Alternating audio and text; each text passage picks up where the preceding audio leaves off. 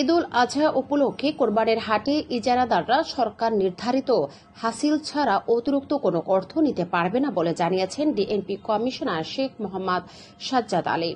রবিবার ডিএনপি সদর দপ্তরে অনুষ্ঠিত এক সমন্বয় সভায় তিনি বলেন, জোরপূর্বক পশুবাহী যানবাহন হাটে প্রবেশ করানো যাবে না এবং হাট অবশ্যই সিটি কর্পোরেশনের নির্ধারিত সীমার মধ্যে রাখতে হবে।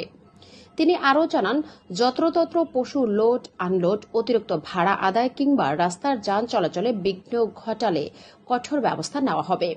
অতিরিক্ত পুলিশ কমিশনার মোহাম্মদ সারোয়ার নাগরিকদের 999 নম্বরে অভিযোগ জানানোর আহ্বান জানান। সভায় বিভিন্ন সংস্থা, সেবা প্রদানকারী প্রতিষ্ঠান ও হাট ইজারাদাররা উপস্থিত ছিলেন। আলোচনা নিরাপত্তা, ট্রাফিক, মূল্য নিয়ন্ত্রণ এবং জনদুর্ভোগ রোধে সমন্বিত পদক্ষেপের আশ্বাস দেওয়া হয়।